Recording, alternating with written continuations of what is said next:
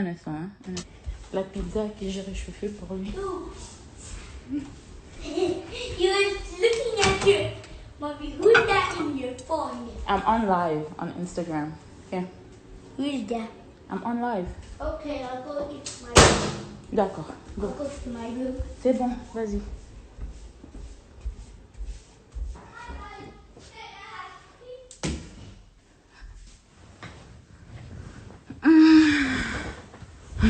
Ok. Il est né avec un problème de rein. Quand on était encore à l'hôpital, il y avait un problème des reins qui devait être corrigé. C'est pour ça qu'on a traîné un peu à l'hôpital avant d'être libéré.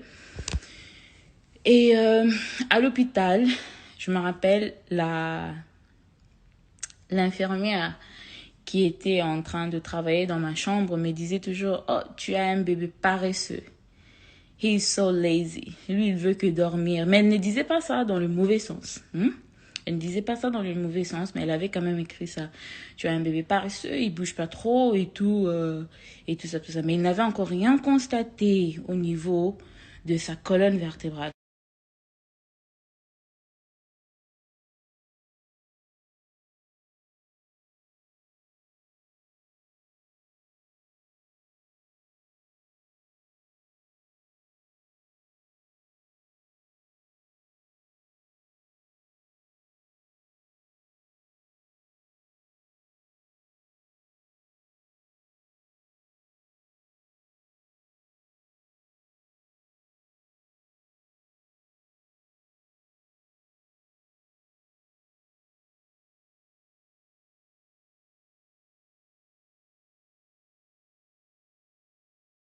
En février, et vous avez voulu que, en annonçant mon divorce, que j'allais parler de la violence conjugale que j'ai subie pendant que j'étais grosse, pendant que j'ai un nouveau-né. C'est quand même pas correct. J'ai attendu près d'une année pour parler de ça. Alors, quand Zion est né, la première personne que j'ai appelée, c'était son papa. Je l'ai informé de la naissance de l'enfant et je l'ai informé aussi du problème au niveau de ses reins. Et on s'est chamaillé ces jours-là. C'est l'une des choses qui avait vraiment confirmé et concrétisé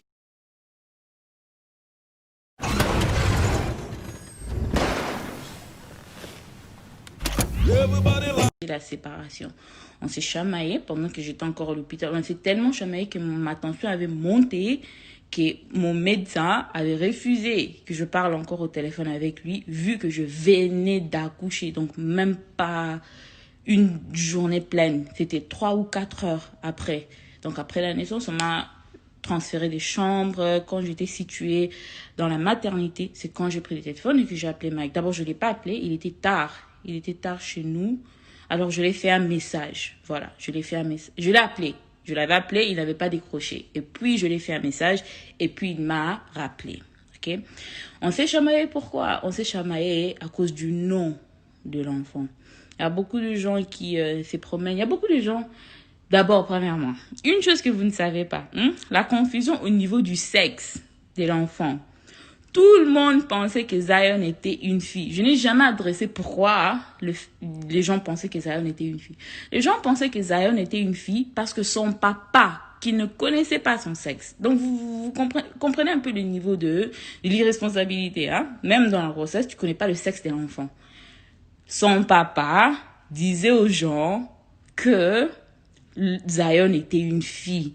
Et moi aussi, je n'ai rien dit. Je n'ai pas révélé le sexe de l'enfant. J'ai révélé le sexe de l'enfant quand j'ai révélé la première photo.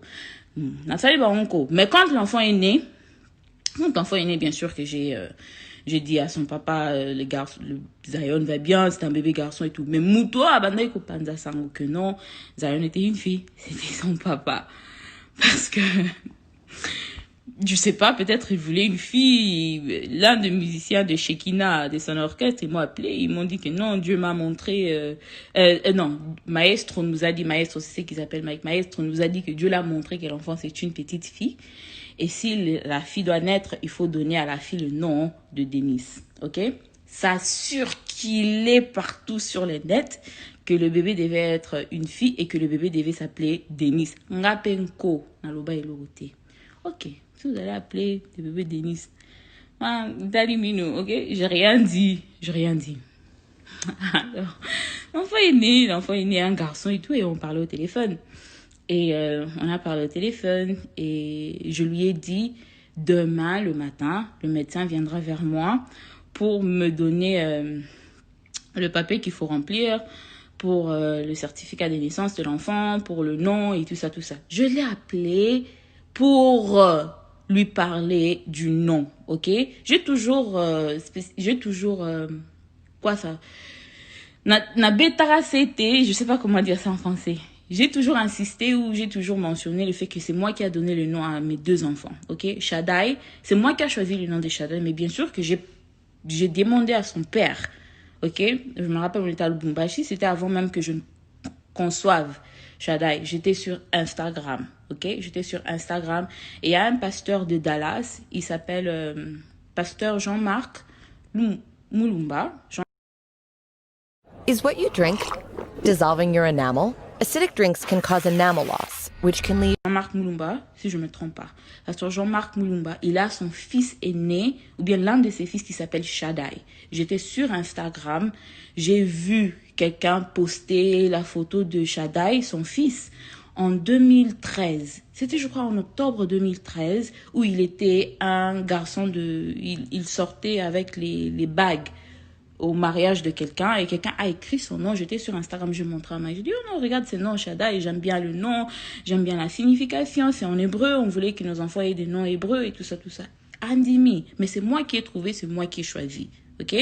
Et le nom Michael, Shaddai, il est le Ndoi, il porte le nom de son papa. J'aime pas trop le nom Mike pour un enfant, alors on a opté pour Michael. Et puis Shaddai, il est Shaddai Michael Kalambai Wa Kalambai. Il porte le nom de son père. Et c'est moi qui ai choisi ça. Le Kalambai Wa Kalambai, là, c'était mon idée. Je voulais que tous les enfants soient de Wa Kalambai. Ok? Alors, on passe. Zion est né et je devais remplir le certificat de naissance de l'enfant. Je l'ai appelé pour avoir son avis. Moi, j'avais déjà le nom Zion en tête, mais je voulais quand même lui donner l'occasion de me dire non, j'ai ces noms, je voulais ces noms. Mais comme il ne savait même pas les sexes de l'enfant, l'enfant allait s'appeler Denis. Mais il n'y a qu'à s'imbattre. Parce que l'enfant, c'est un garçon. Alors, quand je l'ai appelé, il m'a dit quoi au téléphone? Il m'a dit non, je vais prier et puis je vais te rappeler demain. Je lui ai dit ok, il n'y a pas de problème. Donc, demain à Bango, avec le décalage d'horaire, demain à Bango, ça s'est fait que le médecin était déjà venu pour me demander. Parce qu'il était déjà... Donc, c'était le petit matin, comme de là où nous étions. Donc, c'était vers minuit des États-Unis. Ok? Minuit des États-Unis, ça fait 6h ou 7h du matin de Kinshasa. Maintenant, lui, il me disait qu'il allait m'appeler demain. Ce qu'on a tango, c'est minuit là, c'est le jour que le médecin allait m'amener le certificat pour remplir. C'est comme ça que j'ai repoussé pour que demain à Kinshasa, et ça là. Donc, vous comprenez un peu avec les décalages d'horaire. Alors, le médecin est venu ce jour-là. Je lui ai dit non, je peux pas remplir les certificats parce que le papa de l'enfant n'a pas encore donné le nom. Ok. Parce qu'il a toujours été inclus dans toutes les décisions des enfants. Parce que là, lui et sa famille, ils veulent donner l'impression comme quoi que par amertume ou bien par quoi, je refuse qu'il parle avec les enfants. So, it's your friend's birthday. How do you find the perfect gift? Download the Amazon app and let it find you.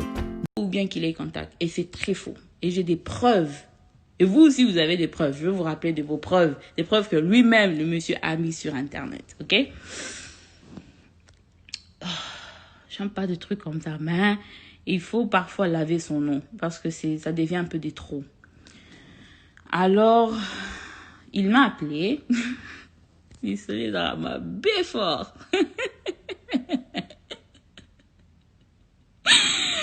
Oh mon Dieu. Il m'a appelé et il m'a dit comme quoi que non, que Dieu lui a dit, j'ai ça, parce que c'était d'abord par téléphone, et comme j'étais tellement énervée, on a catagé le téléphone, que Dieu lui a dit qu'on devait donner à Zion, mon beau, mignon garçon, Mon beau mignon garçon qui ressemble à un bonbon. Le nom de Félix. Vous demandez peut-être d'où vient ces surnoms que les gens sur Internet ont donné à Zion. Bébé Tshisekedi, bébé Tshisekedi, bébé Tshisekedi. Son père disait déjà aux gens que il allait donner son enfant le nom de ou bien Denise ou bien Félix.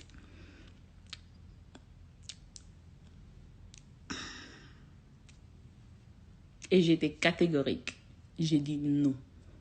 J'ai dit non, on s'est chamaillé, mais je me suis imposée. Je lui ai dit non, si tu tiens vraiment à ce que cet enfant il porte le nom de Félix, matin avion, viens remplir les certificats de naissance. Viens remplir les certificats. Yakayo muko kuma Félix. Pour ngamo penyel. Ngakanda makel. Kakanda makelanga. Na kokana ngati. Et tu peux voir comment écrire sur un certificat de naissance. Félix. Félix. Et c'est dû à ça qu'on s'était chamaillé. Je dis non. Il a dit non, tu vas pas donner à mon enfant le nom de Zion. Regardez d'abord, hein.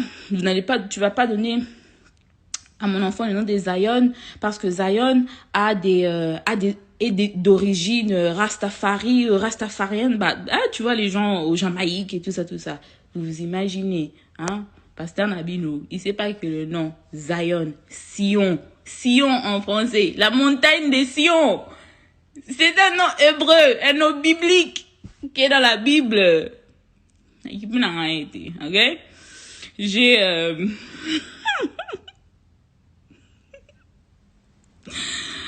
J'ai rempli les certificats de naissance de l'enfant et c'est passé. Ok? C'est passé. Et puis après, il est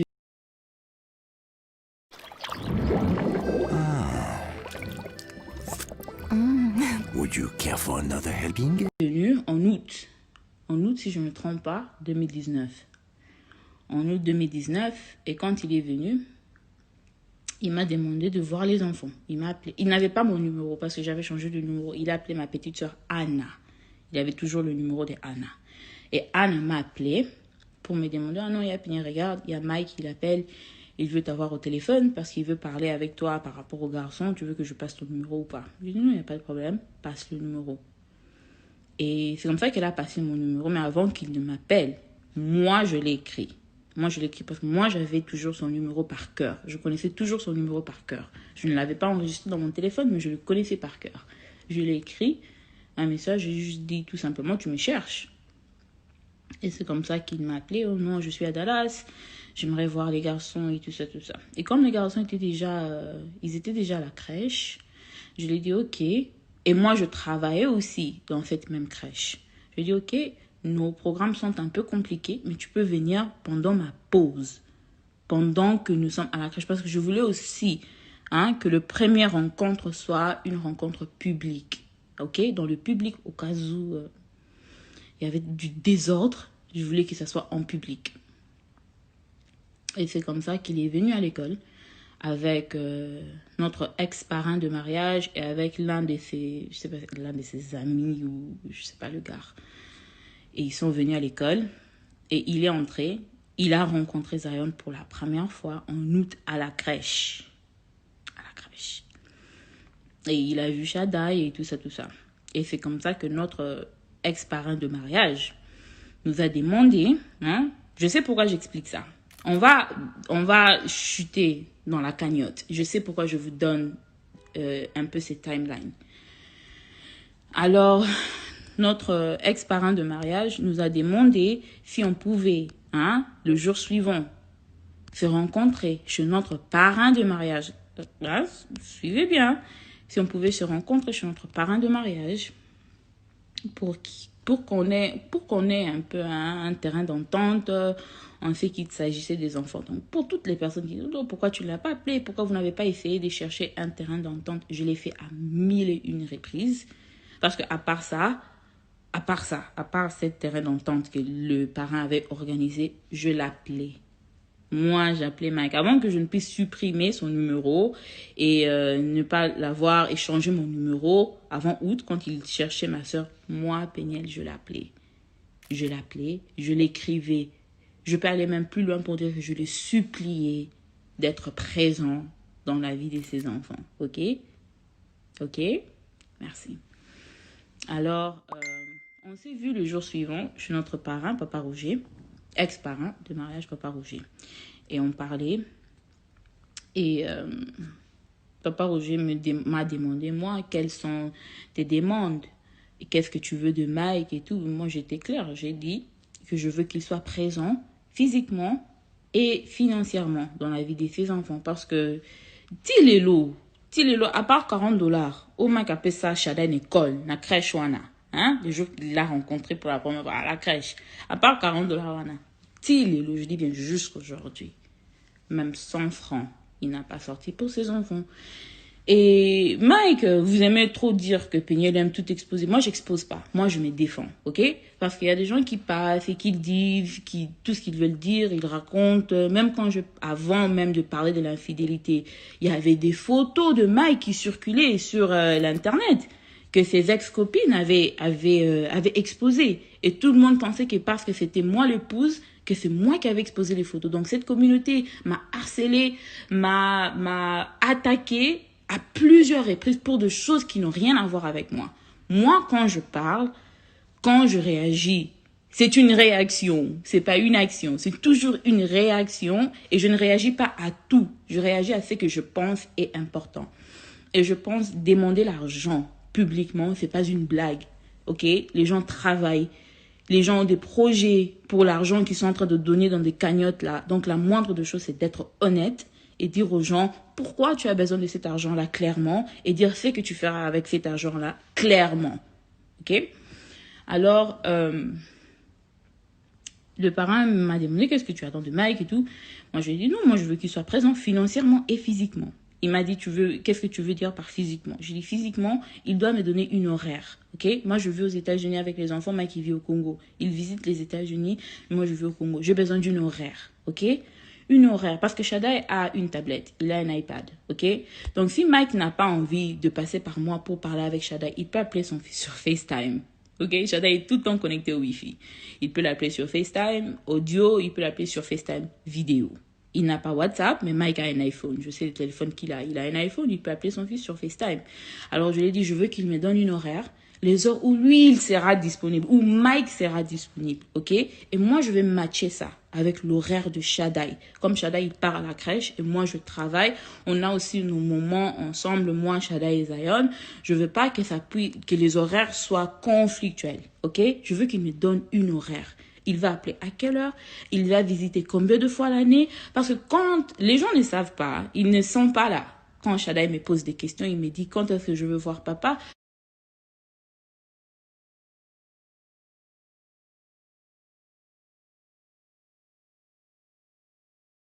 Tu penses venir aux États-Unis combien de fois par année?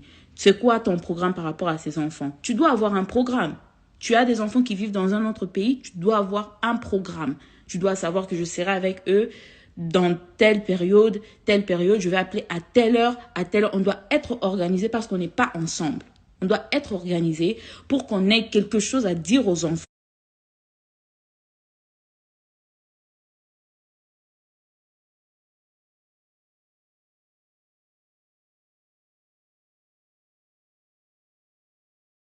J'ai demandé une horaire et j'ai demandé aussi qu'il soit présent financièrement pour ses enfants.